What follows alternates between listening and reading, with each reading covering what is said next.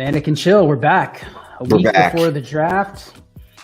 I don't know what Shane is doing. It looks like he is maneuvering around in his apartment somewhere. But I needed to add my second screen so that I can look at ADP and you at the same time. Okay. Oh, I feel I look good tonight, so I'm glad you're going to be looking at me and not looking at the ADP. Anyway, we promised this episode that we were going to do kind of like a weird take on a mock draft. Last week we talked a little draft strategy. We talked about kind of what like the draft tiers were going to look like, and now we're going to do the exercise that I think people supported it from the last show. Like, can't wait to see this mock draft. There was a comment that they said they can't wait to see this mock draft. So definitely at least one person said that, so that's good enough for us. Yep.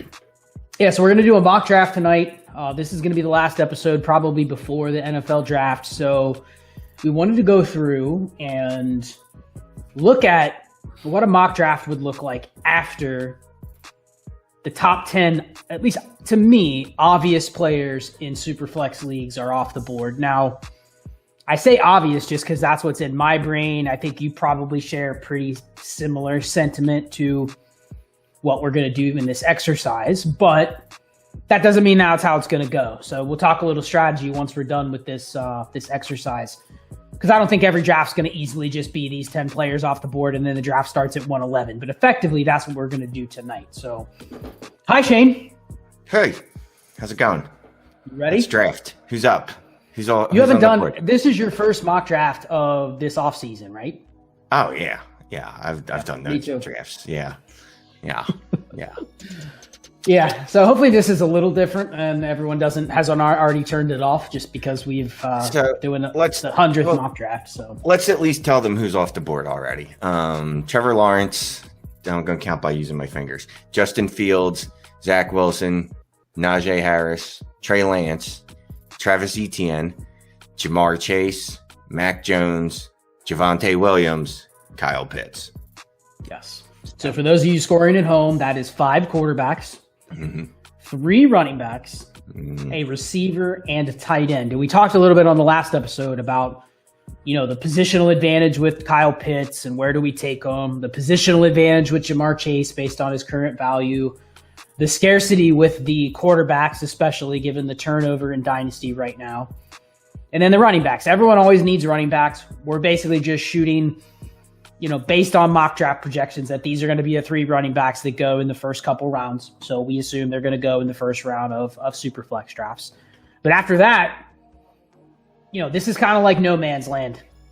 And you get into a draft. If right now, before we even start, Shane, if you're probably sitting at the 203 in a 12-team Superflex league, you're not hoping Mac Jones falls to you, are you, at 203? Even if there's some picks ahead of you that aren't Mac Jones because maybe he falls in the draft or people don't like him, you're probably looking at a receiver, right? Isn't that what's in your mind when you're looking at a pick like 202, 203? Yeah. Look, I don't like Mac Jones. Obviously, I'd pounce on him there, but I doubt that I'll be put in that position. And also, the format matters here too. I'll go through that a little bit on when we go through these questions and we look at the values of the players versus the rookies. And, when are some of these players actually worth drafting, and when are some of the other ones maybe worth trying to get a different deal? Maybe a deal where you trade up and try to improve your quarterback position or your tight end position, or maybe add a running back, because once those 3 running backs off the board, I think they all become a little risky. So what we're going to do is we're going to draft from the 111 all the way through the second round. We're going to go back and forth. That's 7 picks each. And we're going to kind of quiz each other. Yeah, 7 picks. 111 to 212, 14 picks, 7 picks each. And we're going to quiz each other on who you would prefer to have, or just talk around that value slot of players that you could maybe trade for. And then we'll just wing it from there. So I'll let Shane have the first pick with those 10 players off the board. And then I will have a player ready in a similar range, and Shane can decide who he might prefer. So, Shane, where are you going with the first pick at the 111? Man, there's so many choices here. I'm going to go with... It's definitely a wide receiver. Who's my wide receiver, too? I don't know. You know what? I'm going to go Jalen Waddle. because he's not 114 pounds. I know he technically never broke out in college, so that's not great. But with these wide receivers, there's not enough to differentiate them for me. I want the guy who I think has the most upside, and I think that's Jalen Waddle.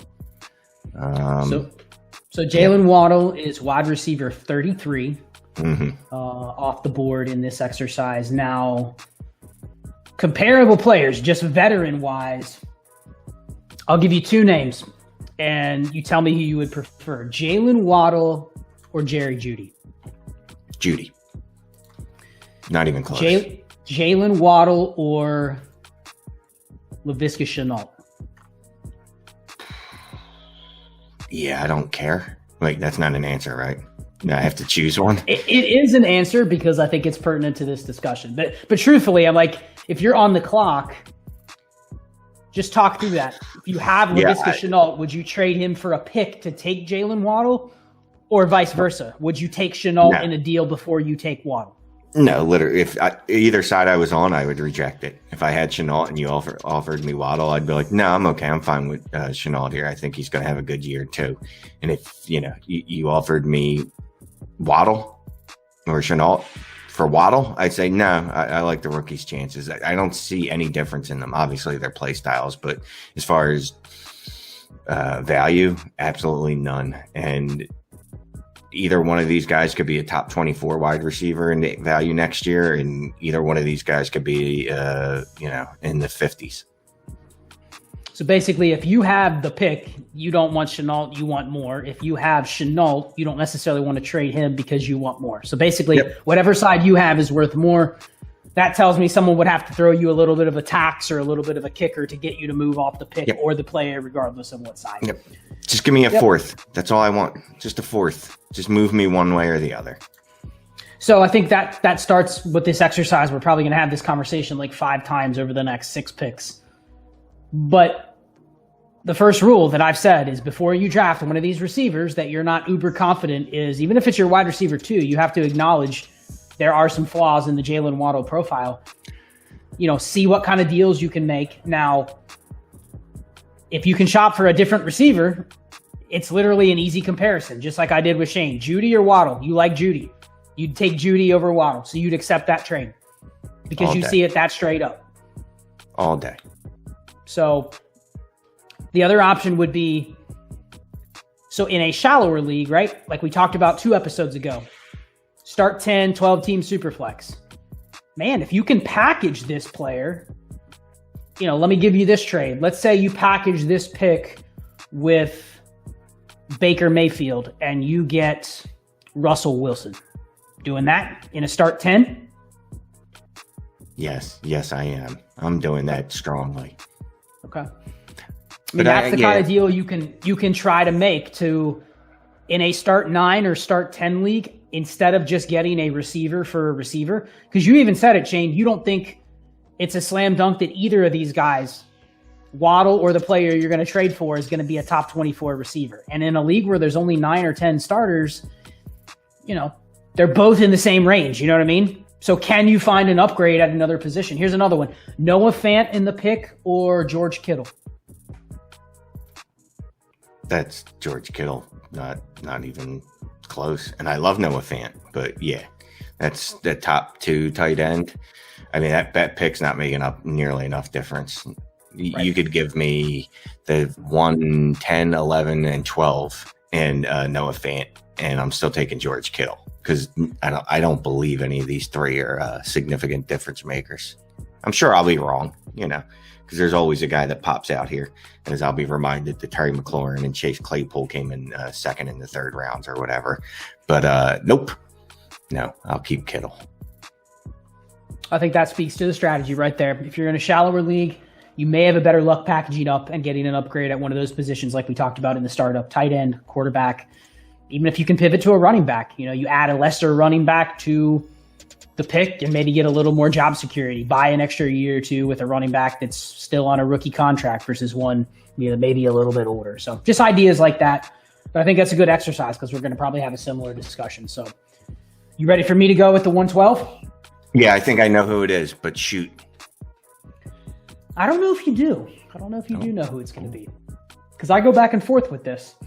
I think that I've talked about this on prior shows that I'm chasing receivers that I think could have a massive value spike. So especially in a start 9 or 10 league, like you mentioned, I don't necessarily draft this receiver as a starter, right? Like they're probably right on the fringe of being in my starting lineup. If I'm drafting a wide receiver 3 or wide receiver 4, maybe they're a flex, but receivers are easy to find. So it's not like I'm having trouble finding another receiver that can give me similar production. So I will take,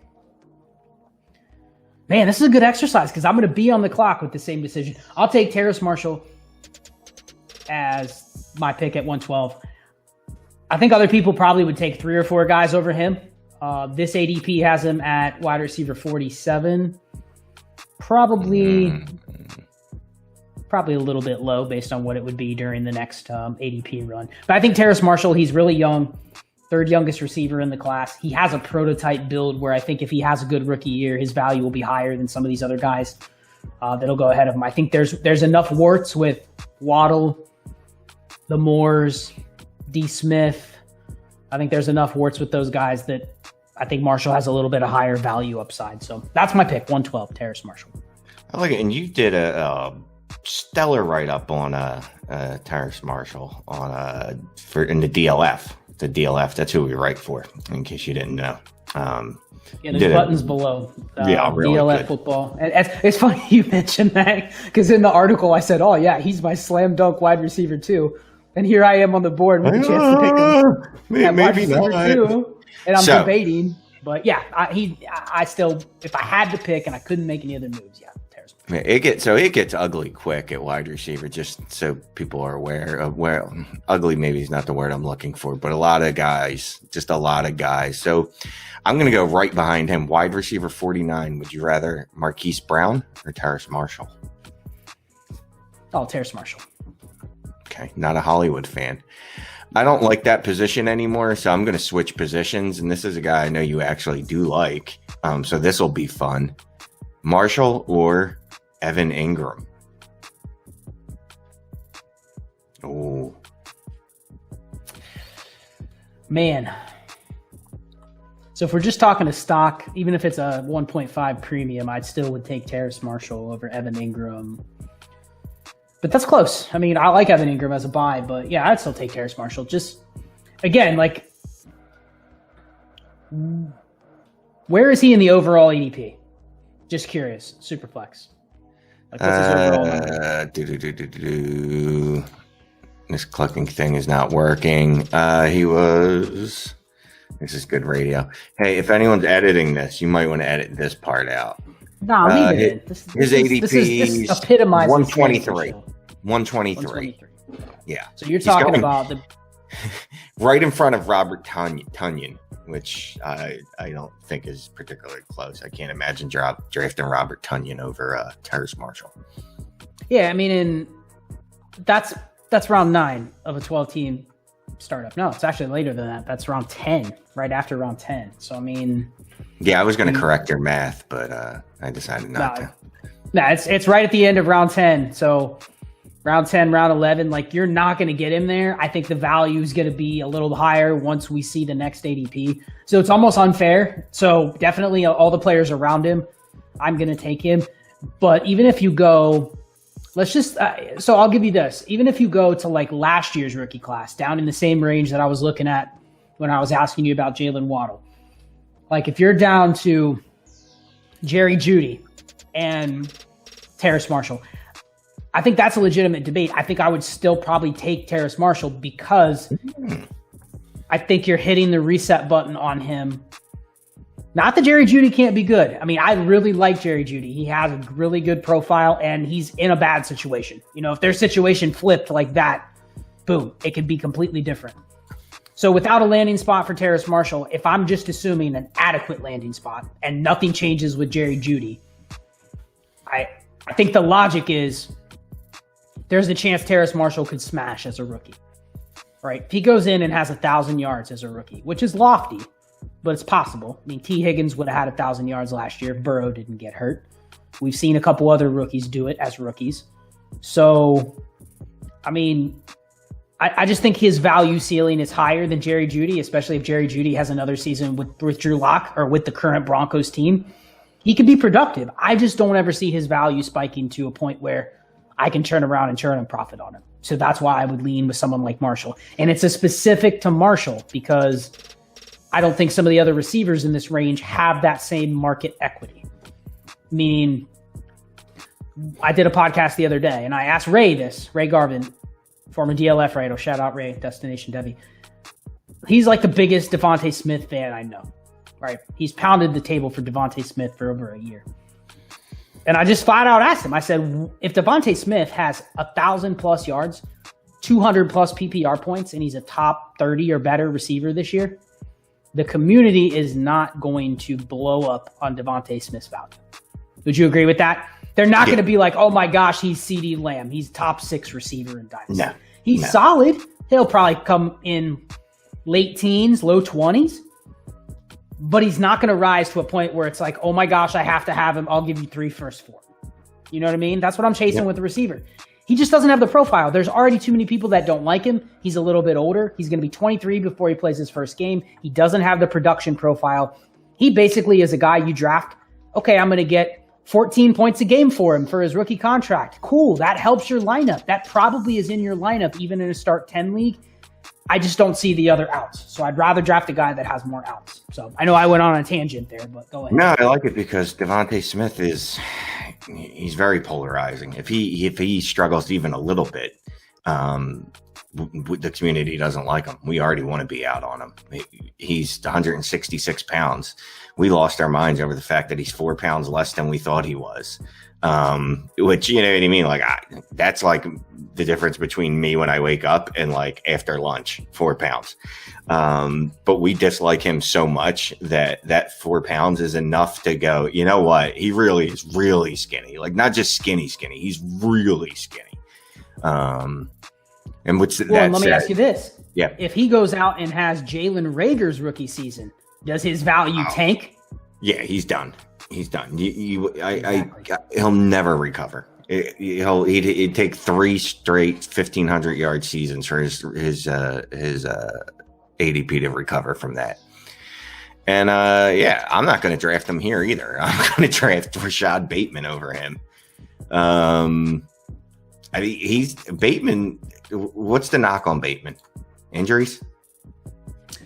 I think the knock on Bateman is just he's not what we expected. I think a lot of people put him up into the kind of like the poor man's Jamar Chase before his pro day. And then the whole weight thing came in. And, you know, if he would have come in at 6'2", 205, you're going, man, this guy could be an alpha, especially with his production profile. He basically checked all the boxes that the combination of some of the other guys checked, right? He checked the box that Terrace Marshall would have based on the size, but he also checked the box that Rondale Moore and Elijah Moore did based on the production. Right. And he's still, so basically he was the next closest thing that we have to a elite alpha receiver, almost like a poor man CeeDee Lamb from last year. But then, you know, he, instead of 6'2", 205, he's 6 foot 190. Yeah. The joke was he's been shrinking since high school. That's the joke, right? Because he lost those 2 inches and those 15 pounds or whatever it is. I mean, so why Bateman? Why would you take him over Marshall? Is he your wide receiver 3, or where do you slot him in? Yeah, and I think I might even actually take him over Waddle if I'm playing safe.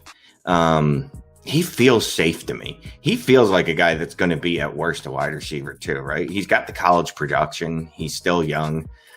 He broke out young. I mean, okay, he's 6 foot 190. We're talking about the guy like he's a midget. Compared to the rest of this class, he's a freaking giant, you know. Compared to Rondale Moore, Devonta Smith, like he could crush them, like he could pick them up and eat them and destroy them. Being 6 foot 190, I think he's one of the more complete prospects at the wide receiver position. He has, I'd say, the fewest flaws that I can find outside of obviously Jamar Chase, who's perfect. Devonta Smith, again, same things you noted. It took him forever to break out. He's going to be 23. He weighs 166 pounds. Like, these things by themselves probably won't concern me as much, but adding them all together, just, we haven't seen a player with his profile hit, so I'm not going to be the guy that bets on him. So, yeah, I like Bateman because he's like the anti-Devonta Smith. Yeah, the boxes he does check. He will play his entire rookie year pretty much at 21, so you like to see that. Doesn't turn 22 until December. Beautiful. Second earliest breakout age in the class, 18.7. Top 11 in terms of average yards per team pass attempt, which is one of those kind of more accurate market share stats that you can use, especially in this weird year where, you know, a lot of the numbers are not exactly what we would like them to be.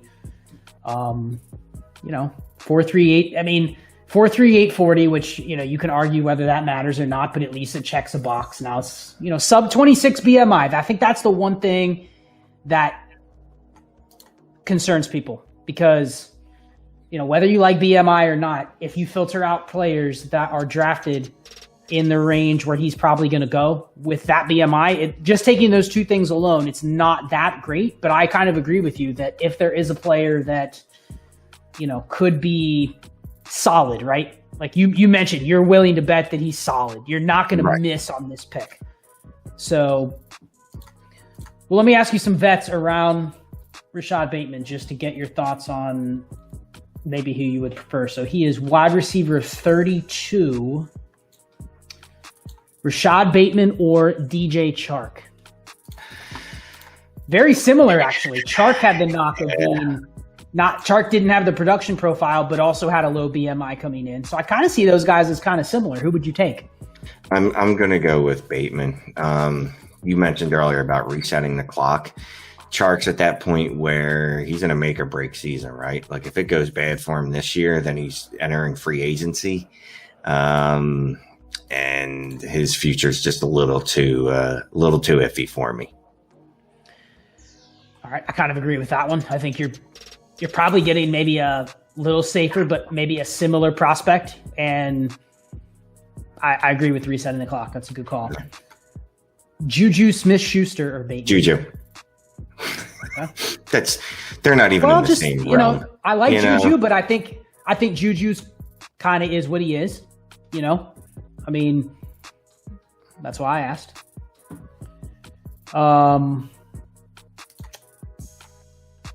Ooh, this one's tough. I know what you're going to say on this one.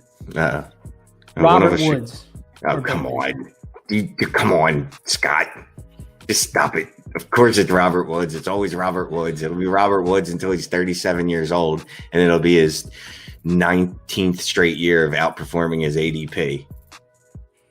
So here's the thing. I mean, you had to take Bateman here this will be the 201, right? Right. 201. Can you get Robert Woods for the 201? I don't know. Because I think some people would sell those type of receivers if they could get this pick. But I think also there would be people that would say, I would make the deal, but they want to pick their guy. They may not do it for Bateman, but they may do it for Devonta Smith or Waddle or whoever their guy is. So, I mean, do you think if you offer that pick right now for Robert Woods, Odell Beckham, one of those guys, do you think you can get that player for the 201? Yeah, Robert Woods, because he's never going to get the respect of a top 15 receiver that he is every year. It's just not going to happen. And now he's 28? Is he 28 now? I know he's been 29. 29, yeah. So, I mean, he's basically dead. He's basically dead in the eyes of the Dynasty community. So, yeah, I could get Robert Woods all day for that. And, you know, I don't believe in rebuilding and all that stuff as far as like, you know, like, oh, I'm in a 3-year rebuild. Like, your rebuild shouldn't last longer than a season. But that said, I could see taking the Bateman side of this if you're a year away. Because then, all right, Robert Woods will be 30 next year. What value are you going to get for him compared to this year? You're only going to get a second-round pick for him this year, coming off another top 15 season. What's it going to look like when he's 30? He's already shown that it doesn't matter if he produces. We don't care. We're not gonna draft him highly. So So, yeah, I can see either side of it, but probably based on my love of Robert Woods, I wouldn't make the move. Odell, I think he's gone. Odell, yeah. I think the logic being, if you have a logjam of receivers, kind of like the ones we're talking about, Kenny Golladay, Odell, Robert Woods, players in this range, they're productive. They're on your team now. Like Shane even said, Robert Woods at 29, he's already gone halfway off the cliff at this point. Half the people in your league will say, "No, too old, not interested." They won't even probably give a mid to late second because he's just too old. It doesn't matter if he's going to have top 15 season for the next 3 years. He's too old in a lot of people's eyes. So I think the idea would be if you have 2 or 3 of these guys and you're not sure how your league is going to value these receivers in this range, maybe sell one of them for a 201 or a 202. Take one shot at a high upside receiver, but you still insulate yourself because you have some production, right? I'm not worried about finding a wide receiver 4 or wide receiver 5. There's veterans that you're going to be able to buy for a lot cheaper that are only 1-year wonders or they're 1-year players. But I kind of like taking, if my wide receiver room looks like Amari Cooper, Golladay, Cooper Kupp, Tyler Lockett, Odell Beckham, that could be productive. But I probably want like one shot in there to get a guy that could blow up. Do you know what I mean? Yep. So kind of thinking of a deal like that. But all right. So Waddle, Marshall, Bateman. Now you put me in a tough position. OTC, baby. Yeah, I would have taken Bateman for sure. Him and Marshall are my top 2 after Jamar Chase. So now I'm. Well, I mean, there's still one guy on the board that I think is still in it. I hate tiers, but I believe he's still in the topper. Yeah, the upper echelon of the tier of wide receivers after Jamar. Man. See, this sucks because, I think what's going to happen is, let me ask you this. Are you trading up into one of these spots? You're picking God, spot. no. Right. God, no. God, right. No. These are, you're sitting there going like, here's 3 guys. Yeah, I'll take any one of them. You're actually watching. You're probably sitting there smiling, knowing the pressure's on me to pick one. Yeah. And I mean, honestly, that with a lot of these wide receivers, like it'll almost feel like better to be like, all right, you guys just make the decision for me, because then I'm not wrong. Because I got a feeling we're going to guess wrong on a lot of these wide receivers because they are so similar. Again, not in play style, but value and the type of profile, type of production that they're going to put up. Still one guy out there though. He's risky. All right, I'll take Rondale Moore. Yeah. Man, I think he's probably one of the most polarizing, just because, again, like Devonta Smith, there's very few guys that have his physical profile that have succeeded, but his production profile is ridiculous. I think he could be, just like Devonta, he could be one of those guys where on paper he looks like he's majorly flawed, but then you get the guy on the field and you realize like this guy's a monster, and like teams are just going to get him the ball because he's small, but the dude's built. I mean, I know it's cliche to compare him to Tyreek Hill, but he's got almost a 29 BMI, which is like in the top 4 of the class, and he's 5'7". So you're sitting there like, he's tiny, but he's built literally like I've heard somebody compare him to Tariq Cohen, kind of the same way, like the moves the same way. And I'm like, that's not I've heard Steve Smith too, who's also our tiny wide receiver of Musclehead. Like that's always our go-to. But even if he's Tariq Cohen, but he's a receiver and they actually use him as a receiver. Yes. I mean, he could get 80 catches. Yeah. I mean, he could literally get an 80 catch for 1,000 yards, and he has big play potential. So he could be like a PP. He could almost redefine like what the new slot receiver could be. So he is going to be landing spot dependent, but I do think the production profile, if you can ignore some of the physical stuff, is pretty impressive.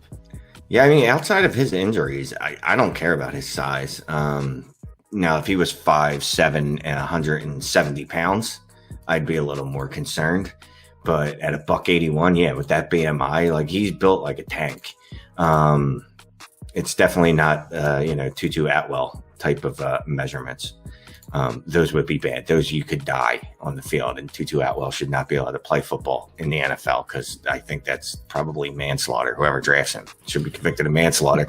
But no, I love Moore. I mean, I was debating him or Bateman, and I not love's a strong word, but I'd be ecstatic if I ended up with pretty much any of these four in this area. But I'm not going to go out of my way to get any of them. Like you said, no, I'm not trading up. I might trade back at the end of the first round, depending if I can pick up an additional second. But that's a story for another day. We want to go back to the ADP, which I already apparently clicked off of. Oh, here we go. We're going to compare him against other players, right? What's his name? Moore. Okay. No, wrong Moore. Oh, okay. Rondale Moore. Or, that's not even fair. Michael Gallup. Oh, Rondale. Okay. I like Michael Gallup. I just think you kind of know what he is at this point. You're hoping for the offense where he's at right now to carry him, and then you're also hoping that maybe he has some equity going somewhere else or re-sign him with Dallas. But yeah, definitely Rondale Moore. All right, and just overall, Rondale Moore is going off the board as a wide receiver 41. 114 overall. I believe that would be, I have no idea what round. No, here's a fun one because you were just talking about this wide receiver, Tyler Lockett or Rondale Moore. Yeah, I've kind of been on a buying Tyler Lockett kick because I think he's one of those guys where it is a more than fair offer to throw out one of these early to mid seconds for Tyler Lockett, and I've been trying to low-key do that in leagues where I have Russell Wilson just to try to give me the extra stack. Being in so many leagues that we have, like I have, all these players on various teams. So it makes sense to get the 5 or 6 teams I have Tyler Lockett on. It makes sense to try to get them in ranges where I have Russell Wilson and maybe spread it out in different teams with different players. So I think that would be the tiebreaker. If it's just in a vacuum and it's a start 10 or start 9, and it's not a super deep league where I'm just collecting these players. And that's one caveat, that if you're in some of these crazy leagues like we are, like Shane, we're about to do a startup that is 12 teams or 14 teams and 14 teams. Start 13 players. So yeah, like I'd love to have all these guys, right? Like I'd love to have like 12 receivers and just throw in like 8 of them every week and just say, hey, whoever's going to go off for 25 points, great. You're probably in my lineup in a start 13. In a start 10 or a start 9, that spike week's probably on my bench, and then I'm going to chase it the next week, and they're going to get a 5 like Tyler Lockett did last year. So, yeah, I think you're always looking for angles depending on the format. But yeah, I would take Rondale Moore in a league where I don't have Russell Wilson. Okay. I like it. I like Rondale Moore. I like Waddle. I like Marshall. I like Bateman. Who's number 5? You have to, right? You have to draft Devonta Smith. You don't have to. I mean, you almost have to. I'm going to draft Devonta Smith. All right. At this point, look, this is clearly after Devonta Smith, it's things are different in this draft, or whoever you draft at this range. Things get really iffy quickly. Devonta Smith's the guy with the most upside, I think. He's got so many flaws, but as people have pointed out, he also just put up one of the greatest college football seasons in the history of college football, right? He just won the Heisman for the first time in 20 years, first time a wide receiver's done that, 1,800 receiving yards, blah, blah, blah, blah, blah, all that stuff. I got to go with him here. I'm not going to lie to you. If there was someone a little more interesting after him in these Ranger players, I'd probably grab them, but there really isn't. Now, if it was a 2-point PPR, I'd grab Pat Freiermuth, but it's not. That's not the game we're playing. So because we've kind of poo-pooed on Devonta Smith's value the whole time, and I think he is the second. He is the wide receiver 2 in the class off the board in the ADP. So all these names around him in ADP, you're probably going to say, oh, clearly not Devonta Smith. But there's some interesting ones. Devonta Smith or Deontay Johnson? Man, I don't even know how I feel about Deontay Johnson, but I know the market loves Deontay Johnson, so I'm going to go Deontay Johnson because I think I can trade him for more than I can Devonta Smith. Okay. Here's one. Well, let me ask you this before we get into this, because I think this is going to be a really real debate that comes up. It's already come up in our patron chats. I think there's two different angles, and not going to go down this whole road because this is supposed to be a mock draft show. What's the best landing spot for Devonta Smith, realistically? I always pick New Orleans. New Orleans is always a spot for me. Anyone tied to Sean Payton makes me feel good. I still like Miami for him. I still like the Eagles for him, even though he hates Jalen Hurts. What about the Chargers? Would you like that? Yes, I like it. Mike Williams is a guy. Detroit. No, there's no wide receivers I want going to Detroit. None whatsoever. And look, I'm all about like situations change, but Jared Goff and Dan Campbell just point to at least 3 years of just bad. So no, because again, he's already 27 years old. By the time those 3 years are up, he'll be 30, and then his value will be shot. Bears. No, Bears. He's not going to go to the Bears. You know what, though? Okay, last one. Broncos. No, because it'll destroy my Noah Fant.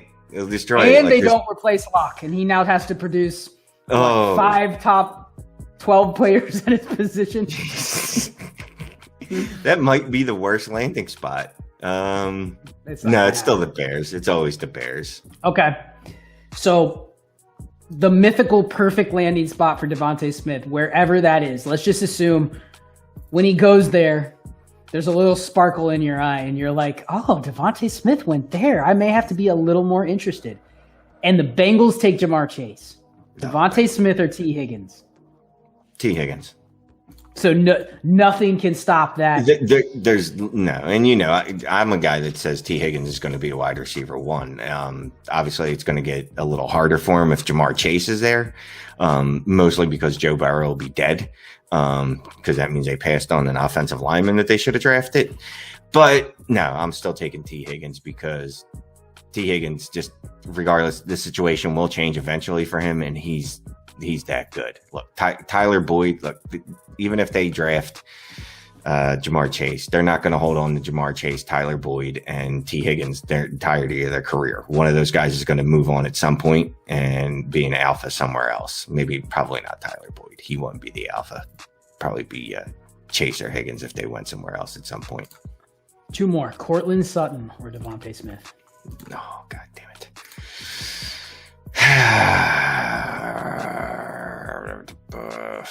I'm going to go with Devonta Smith.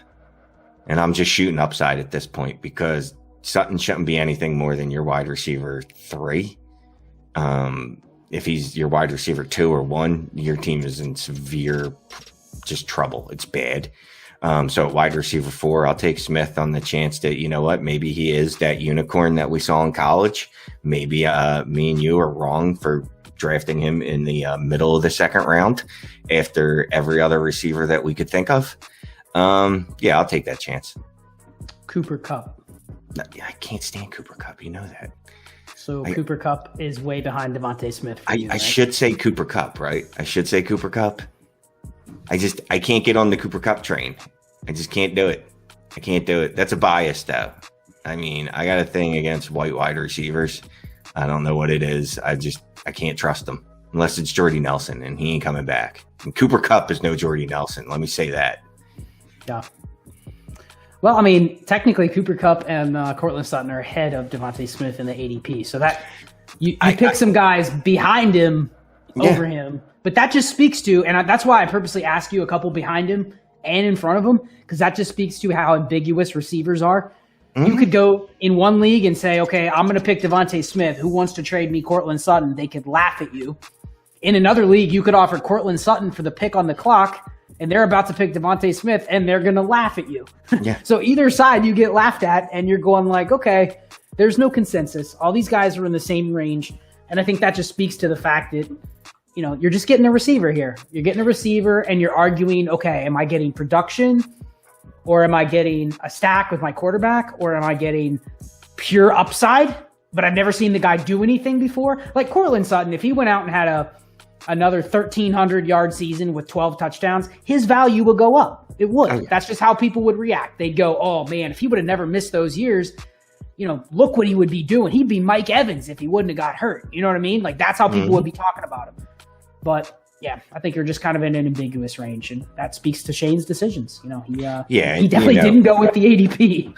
No, and look, and again, that's a style, right? Like I'm always going to swing big usually and miss, hit or miss. Like that's for me, that's what I want. I don't like mediocre.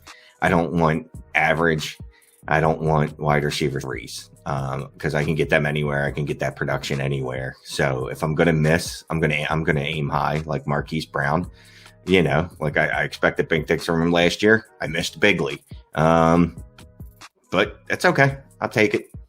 But again, these are your guys that should be your wide receiver 3s or 4s. So you're on the clock, sir. You're drafting these guys for, well, it's funny. You just said you're looking for big upside. I'll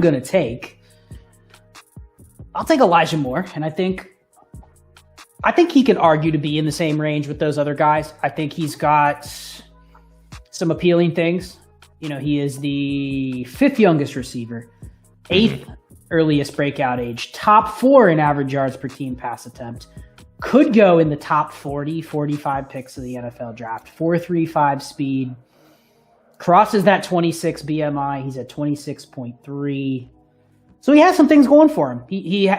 I think the big knock on Elijah Moore is I'm not sure if people are sure where he's going to play, but he might be one where we look and say if he goes in the early 2nd round to a team that we are really confident is going to use him right, he could jump easily ahead of some of those other guys. The Titans come to mind as a team that I would love to see Elijah Moore go to. Now, that would be higher than we thought. He'd jump into the 1st round if that happened. But I think that's one of those landing spots where people are going to go, oh, yuck, that's not a good landing spot. But, Ryan Tannehill's produced some efficient receivers. And I think if you threw a guy like Elijah Moore in there, he may not get 140 targets, but I could see 110 in the range of outcomes as a rookie, which means he's probably going to be a player that has an upward value trajectory going into year 2. So you're right. It's kind of a tier break, but I would just take him based on his age, based on his production profile. I think he's another guy, doesn't even turn 22 until next March. So super young, meaning you can almost look at this year like it's a bonus if he has a breakout in the NFL. Like if he's an impact rookie, you're cooking with gas at that point. Like you're getting a player that's going to have a major upward value trajectory. So that's a big thing for me when I'm drafting receivers in this range. So yeah, Elijah Moore. I like it. He's got, like you say, he's got a young breakout age, college target share, college dominator rating are great. I mean, he's got all those metrics that you're looking for. So draft capital, we'll see what happens. And that's with a lot of these wide receivers, draft capital is going to end up helping me make a lot of decisions. So Elijah Moore, we're going to look him up. And I know where he is, so I know he's going to smash his because he's right by Terrace Marshall. Because I referenced Terrace Marshall and Elijah Moore back to back in the article. I think he's probably right there. Rondale Moore, Elijah Moore, and Terrace Marshall. And I wonder how many people are drafting Elijah Moore thinking they're drafting Rondale Moore. I'm just curious. I'm sure there's some people fat fingering it like someone we know would do, like me. All right. I made a draft pick the other day. Well, I will wait till this player goes off the board, but I have a funny story. Anyway, go ahead. Oh, boy. Again, we're all in that same range. So let's try Denzel Mims. More. Yeah, Mims, we wanted to see him break out last year. That would have been good for him to actually produce since he didn't have a lot of college. Well, whatever. He wasn't great in college. I don't care what people say. Who? I don't even know this person. So I'm not going to ask him. No, I know you don't. How do you not know somebody in this range? No, I know who it is. I don't like any of these players, though. That's the thing. Oh, here you go. Okay. We were just talking about him. Corey Davis. Well, we were talking about the Titans.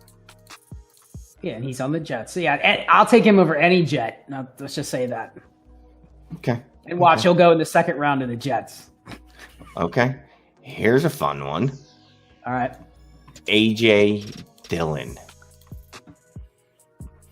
Oh, man. I'll take Elijah Moore, but here would be my strategy because I think it's a good question. This is the perfect range where if you can trade one of these guys for a useful running back, you're probably getting more value to your team, but the value on paper doesn't look as good. Like, I think you could take this pick, which is the 204. You might be able to buy a Chris Carson type of running back for this pick, potentially, maybe. Now, that could look really bad if, you're sitting on another receiver that bouts up in value, and then Chris Carson is, who knows where next year, but might not be helping your dynasty team because, literally he's at the point where it's 1 year at a time at this point.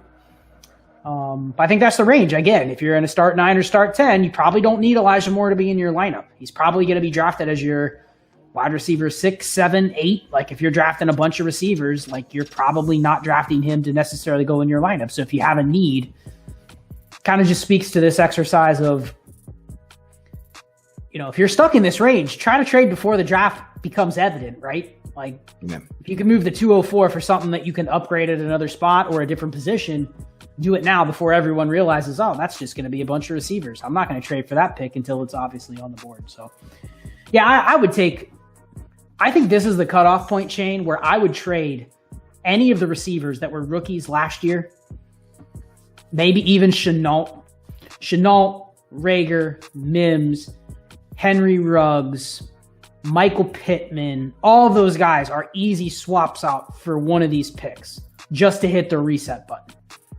Unless I really am convicted on one of those guys, I'm fine swapping them out for basically the 10% chance that the guy I draft here, if it's 20-year-old Elijah Moore, that he hits early. And I can then move him if I don't really believe in him. But I probably don't have that potential with those other guys. Michael Pittman and Denzel Mims they're never going to be valued as top 24 receivers. They would literally have to go ham for like 2 years, and then they'd be 25 or 26. So it's just not going to happen. I can see Pittman getting there. I feel like people were buying into Pittman a little. Yeah, I think people were buying into Pittman a little bit. Look, I forget which game it was, but it was one of the primetime games where he was kind of dominating. And you know how we love our island games because that's the only game we're watching. So I feel like Pittman could get there. So would you take Pittman in place of this pick here with what's on the board? Can I get a fourth back with it? No. It's going to be no. Nothing. Straight up, it's whatever I own, I'm keeping. Because it's worth more, because I already own it. It's called the endowment effect, Shane. You think all your own possessions are worth more than what they actually are, but you give that to somebody else and it's immediately worth less. Exactly. Yeah. And I fully subscribe to that effect. All right. I'm going to draft here, and I'm going to go with Chuba Hubbard. Really? Yeah, look, man, I know last year what last year was. It was not great, right? It was really not great. Really bad. And I know that his speed is questioned now because we're not sure what he actually ran. 4.56 is what we're saying, whatever, right? And that's what he was supposed to be. He was supposed to be like a speed demon. He's a Canadian sprinter. The Canadians aren't really fast, so whatever. I still like what I saw when he was on the football field, right? Obviously, more so in his sophomore year, when he was exploding for over 2,200 yards. I'm going to take this chance here at 2-0, whatever we are. Again, on the upside, I don't know that he's going to ever be that guy, but for the upside here, I'm going to do it. I'm going to keep banging for the upside. I'd rather miss on him here than someone that, like a guy that I like too, and Amon-Ra St. Brown. Like, again, weighing their upside. I think Amon-Ra St. Brown, best case scenario, absolutely everything goes perfect and he hits the peak of what he could be. He'd be a poor man's Robert Woods. So Chuba Hubbard, clearly you've taken him as your RB4 ahead of everybody else, which is cool. I mean, I think the running backs are ambiguous enough where they could go off the board in any order based on preference. Now he is, in this ADP, he is off the board at the 206. So kind of right around where you're taking him. Here's my concern is that pre-draft, now this is just an exercise to talk through the players that you like, obviously, but you're dipping into the running back pool here. I think this is going to be a common thing that we may even see earlier than this point in the draft too, because whether it's Chuba Hubbard, I don't think it's going to be Chuba Hubbard. I'm looking at mock draft database right now. They have him going at the very end of the third, early fourth round. Mm-hmm. So that's going to put him like right on that brink of like where his draft capital warrants being a second round dynasty pick. If he slides into day 3 territory, round 4. I'm out. Makes sense. Yeah. But they also have, let's see, 4 other running backs going ahead of him. So I think if you want him and you play in too many leagues like Shane and I think you can probably kind of hedge your bets a little bit and say, I don't necessarily have to take him at the 205 because there's going to be some leagues where maybe he goes at the 208, 207, 208, 209. It's not a guarantee, but I think that's how you could play it. But I get it. There's going to be, whether it's Chuba Hubbard or any of the others, there's going to be, wouldn't you agree, there's going to be an RB4 and probably an RB5 that jumps into this range, and someone's going to take them because they look at their team for exactly what we're saying. Oh, hey, I already have 6 good receivers, and my best running back is Keyshawn Vaughn, so I better take one here just to try to hit on one. Like, that's going to happen. I'm just digging on Keyshawn Vaughn. But you agree with that, right? There's going to be like an RB reach or 2 in every draft, regardless of what the profile is. Yeah, don't do it. Don't do it. We've fallen, like, how many times? We can't keep falling for it, right? We've been falling for it since Samaj Pirine. Like, we got to stop. We're better than this, people. Like, just don't do it anymore. As Shane takes him in with the 205 pick. So Shane, but see, I'm reaching without draft capital. Like, I'm just blindly reaching. So there's like literally no thought process behind it, I guess, other than he looked good 2 years ago. Yeah. Okay, so Chuba Hubbard. I'm going to start with the softball. Chuba Hubbard or Tony Pollard?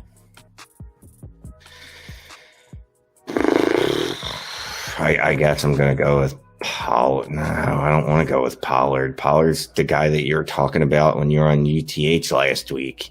He's that guy that we keep drafting because he's going to get the opportunity to take over, and he never does. And when he does, it's for like 2 games. I'm going to go with Chuba. I'm sticking to the upside. It's possible that Chuba could be in a Tony Pollard situation, depending on where he goes. If he's in a straight up Tony Pollard situation, then I'll take Tony Pollard. All right. So say he goes to, let's say he goes to Cincinnati round 4. He's the new Geo. That's what you're telling me. He's basically in the same situation as Tony Pollard, and you're hoping that the guy ahead of him like blows a tire and is out. Because then it could be an appealing offense to have the running back in, but it's still got to be Pollard. I mean, he'll be on the better offense. His quarterback seemingly won't be dead like Joe Burrow is going to be because they refused to draft him offensive lineman. It's have to go Pollard. All right, Chuba Hubbard or Chase Edmonds? Chase Edmonds because he has the opportunity. Because these are 1-year gambles. Like, none of these guys are guys you should be thinking like long term. Like, Chuba Hubbard's going to be my RB2 for the next 4 years. If you're thinking like that, your brain is broken. And if you think of that about Chase Edmonds, your brain is also broken. But on a 1-year gamble, I'm going to go with Chase Edmonds because, look, I love James Conner, but dude does get injured a lot. There's a pretty good chance there's going to be more than a few games that Chase Edmonds is getting the full tilt next year. All right, so here's an interesting one. Let's say Chuba Hubbard goes higher than we expect, and he goes at the beginning of round 3, and he goes to Jacksonville. Chuba Hubbard or James Robinson? James Robinson. Even if he goes round 3 to Jacksonville? Yes. Okay. That's Jacksonville at that point has just told you, like, James Robinson's our man, and we got this little fun little.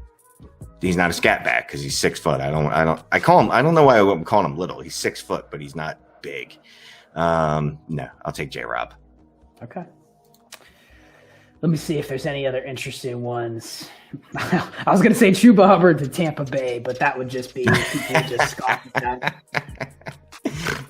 And I think a lot of these other ones are, all right, this is a decent landing spot based on their scheme. Chuba Hubbard or Melvin Gordon? Melvin Gordon. Again, these are 1-year gambles. That's the type player Hubbard is, right? Like if he doesn't get, he's Anthony McFarland last year. You drafted Anthony McFarland, you were going, okay, he's going to get in there, he's going to get his chance, and he's going to take the job.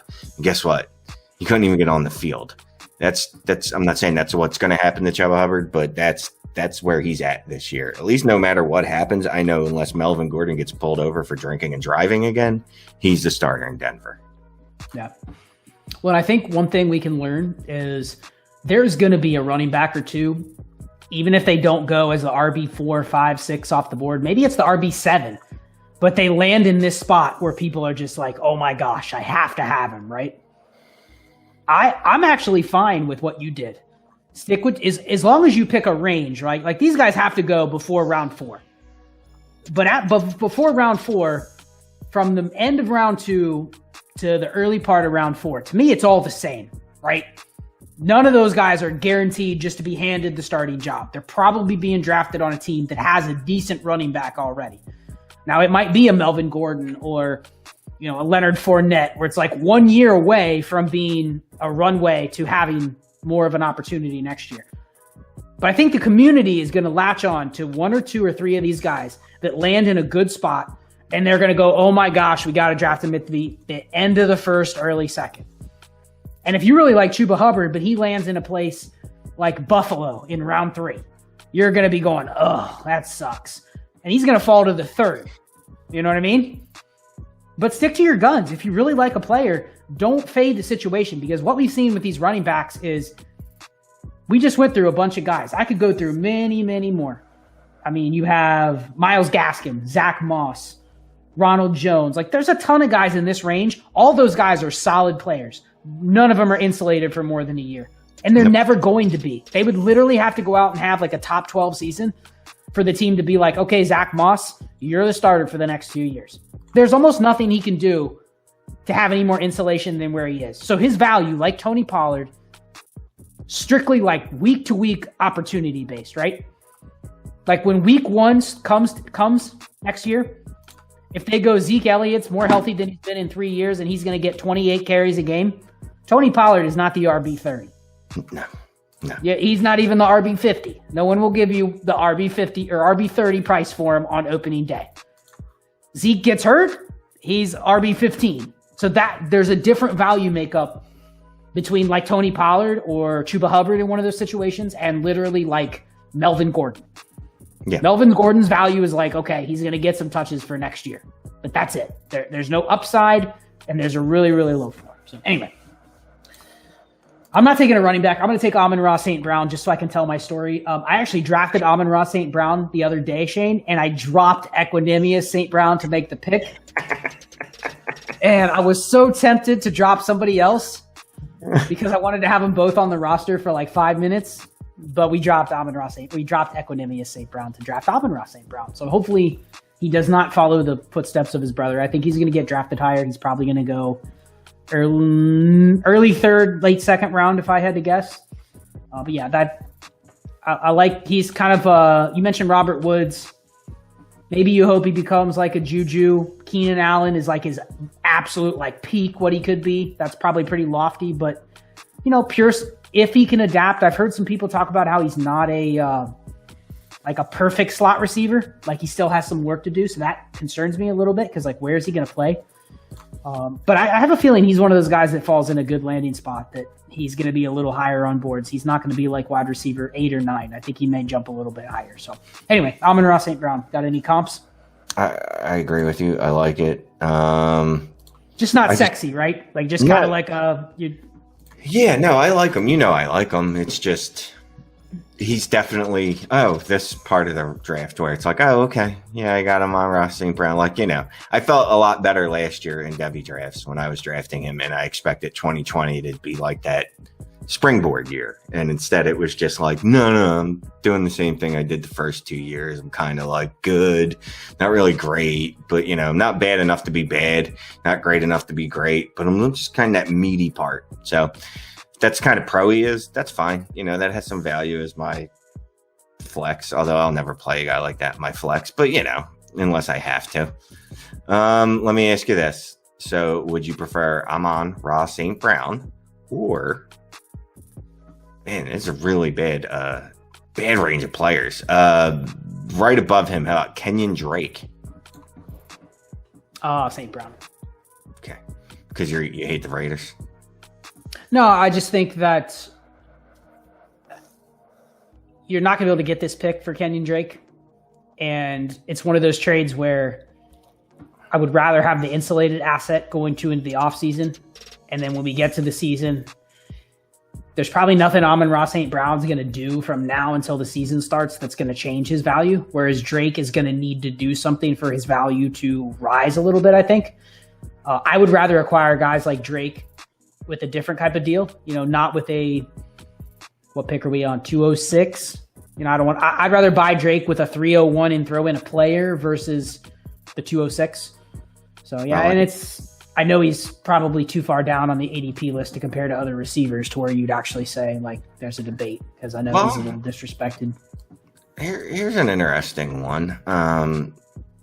Guy that we liked last year, probably ended up being drafted probably in the same range that Amon-Ra St. Brown's going to be drafted in. Bryan Edwards. Oh, that's an easy one. Definitely Amon-Ra St. Brown. Yeah, you take the reset button and and the market value on Bryan Edwards. I've shopped him in leagues. You can't even really get a second for him. You're better off just holding a guy like that because his value has not been insulated, kind of like Rager, Chenault or Judy, any of those guys that they didn't really carry any insulation over from last year. So yeah, definitely right. St. Brown. I'll give you an upside guy, Paris Campbell. So I bought a lot of Paris Campbell this offseason just for the same reason. Like you're getting him for, prices late second round value where he still has some pedigree. My only worry with Campbell is now you can make excuses. It's been 2 years though. The track record of guys that go 2 years with doing very little and then emerging into anything more than just cool, I have a startable receiver on my team, but really there's no value equity there. So yeah, I would still go with the reset button with St. Brown. All right, and then I'm going to make an executive manic and chill decision. I'm going to make one more draft pick, and then that's going to be the end of our mock. That is going to go from the 110 to the 207 because why not? Sure. No, because honestly, after this, literally everybody is the same guy. It's all the same guy. I guess you could draft Gainwell. We'll run it through like real quick for like 2 minutes who we would maybe take, but I'll let you make the last pick and you can highlight your guy. Well, you know what? I think we go rapid fire after this. So I'll take Pat Freiermuth here. Mostly, I did a write up on him like 2 weeks ago, so I still like him. He's still fresh in my head, but I think he's obviously not going to be what we think Kyle Pitts is going to be. But I think he could be in the vein of George Kittle. Not as good, obviously, because George Kittle's all world. But he's a good blocker. He's a good receiver.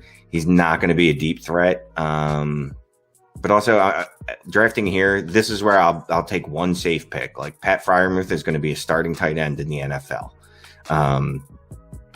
Can he be top 12 tight end? Yes. Can he be top 4 tight end? Probably not. But if he can get into that tight end 6 range, you'll feel like you've really won with this pick, and he feels safer than anything that's left on the board at this point to me. I will go next pick. I like your logic with Freiermuth because, he's a top 40, top 50 pick or higher. He's going to be insulated. You know what I mean? He's not going to get crushed with a bad rookie season because people expect that for tight ends. So you're right. It is a safe pick. I like mixing a safe pick in here if you have a couple picks in this range. I'll take Dyami Brown. I think his value is going to be higher than Amon-Ra St. Brown from what I've seen. I actually think his upside's probably higher too. He does have some alpha traits, similar production profile to Amon-Ra St. Brown. So if you were just shooting for, a guy that could go to the right place and maybe explode and be better, be something more than what people are saying he is, I would shoot for Dyami Brown. I've taken Dyami Brown over Amon-Ra St. Brown already in a real draft, but I also think that's because his value's higher. Depending on who you're drafting with, I think I can get Amon-Ra a little bit later. So it really just depends. I mean, I think you can intermix both of these guys. Just depends on your format. So he'd be my next one off the board. Who'd you go with? All right. So I went safe with Freiermuth. Now I'm going to go upside again. I'm going to go with Tylan Wallace. Broke out at a young age. Dealt with some injuries over the last couple years. But if he's what we saw early in his college career, he could be a steal here. And at this point, outside of my safe Freiermuth pick there, I'm fine gambling. A lot of this feels like third round guys that we usually would be third round guys that we'd be gambling on, but whatever. They're the second round this year, so I'll be gambling a little earlier.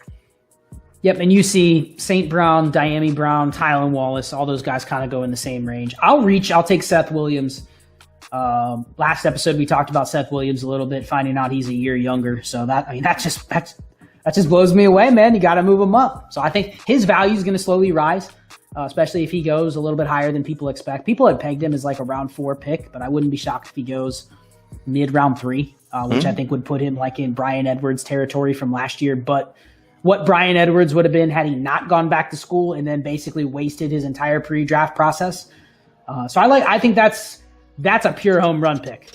But I do think there's some insulation with Seth Williams too. If he's a third round pick and he doesn't play right away, there could be a little bit of, well, let's just wait and see what he has because he is so young. So yeah, I would take him over some of the other receivers on the board. So Seth Williams next. I like Seth Williams. 2 more picks each. That'll put us to the 212. All right. Well, at this point, I'm gonna go Kellen Mond, who I keep drafting in every draft I can in the Superflex because I keep telling myself that someone's going to draft him in the first round. Like I most of the mocks you see right now are second round. A lot of talk to New Orleans or a team like that, but I got a feeling he's going to end up going in the back of the first round, and then all of a sudden he's going to be worth a lot more, and then I'm going to trade him and never get to see if he actually works out. Yeah, that's one where you almost could argue. Try to get him now if you have any drafts before the NFL draft, because if he goes round 3 of the NFL draft, you're not going to waste a pick on him. But if he goes round 1, he's going to go up at the end of the first. So there's really not going to be an in-between where it's like, I'm not really sure. I mean, maybe there is, but I know if he's drafted like the 3rd round, I'm not even going to waste a pick on him. You know what I mean? Yep. So there's not going to really be a middle ground. So for this exercise, I don't mind the pick. I think we go back to the running backs just because I'll go with Kenneth Gainwell just because I think there's probably going to be somebody that likes Kenneth Gainwell in my league. But again, they're just following draft capital taking these running backs. So whoever it is after the big 3, the order is going to present itself once we see the landing spots and how high they get drafted. So Kenneth Gainwell, 210. One more. I really don't like any of these people. Jesus Christ. So I'll stick to my usual and draft another tight end, Brevin Jordan. Interesting. Okay. I will always, look, and this is always going to be a fatal flaw of mine is in these rookie drafts, when they get late and I really don't like anyone, I'm going to take a tight end. Especially one that's, physically gifted and had a productive college career. If he could stay on the field, that'd be awesome. Stop getting injured. But again, he feels safer to me than any of the other options that are on the board right here. So would you take him over Kadarius Toney if he went in the first round? Kadarius Toney in the first round? No. If Kadarius Toney goes in the first round of the NFL draft, would you take him over Brevin Jordan? Yes, I would then. Yeah.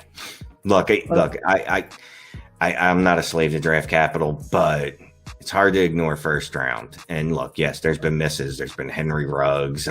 There was the entire 2017 class, I think it was, except for Will Fuller, maybe 2018 class. But you know the story. First round draft capital, you're going to get more chances to be bad at your job than someone in the 7th round is going to get a chance to be good at theirs. So did you see my tweet earlier when I said, what would Kadarius Toney, what would Henry Ruggs be if he would have went back to Alabama for his senior year and played with Mac Jones on the national championship team? What would he have been? Kadarius Toney. So everyone's already given up on Henry Ruggs, and it's like, I don't want him. But, let's draft Kadarius Toney in the 2nd because, what a good value. Because he's going to be a first-round pick. So that'll probably be a player where I kind of hope he goes in the 1st round. So then the narrative bumps him up ahead of some of these other players that I probably want more. I hope Kadarius Toney goes high. I pray that he doesn't go like early round 2 to the Bengals, because then I probably won't be around for a while. But that's certainly in the range of outcomes. But yeah, I kind of want him to go in the 1st because he's going to jump higher ahead of prospects that I think are better. That'll just create a little more value. So I was curious you didn't take – I'll take this player just because I think he's not going to last for the 2nd. I was curious you didn't take Trey Sermon. He's seems to be getting a lot of buzz as being the next in line in terms of like the 3-down skill set running back that's going to go off the board maybe in the late 2nd. Why not Trey Sermon? That's who I'll take at 212. I'd like to have seen you at least do it in college a little bit. I mean, don't give me 3 games with Ohio State last year where he got he's never been he had to leave school because he wasn't good enough to run away with the job. I don't even like injury. Was it injury? He was good at Oklahoma, and then he got hurt. He tore his ACL. Then he left because he basically he didn't even get beat out. He had a better opportunity at Ohio State. Master Teague got hurt. He could go to Ohio State. I mean, it worked for him, right? Like he could go in the 2nd round based on 4 games at the end of the year. Definitely worked. I haven't seen enough of him to feel. Again, it's back of the 2nd round, but I haven't seen enough of it. Like I said, he looked good in those 3 games at Ohio State last year. I don't know where he was the rest of the year until he was injured again. But I think I don't want to call him injury prone. He's just, he's a physical running back. He plays a position you get hurt at, and he's a physical guy. He definitely has a 3-down skill set though. So it's a good, do you think he ends up being just like a guy on a depth chart where unless the landing spot gives him an automatic runway to touches, could he end up just being like another Jamal Williams, Gus Edwards type where he's solid if he gets a chance, but he's never going to be given here's your path to being the starter, right?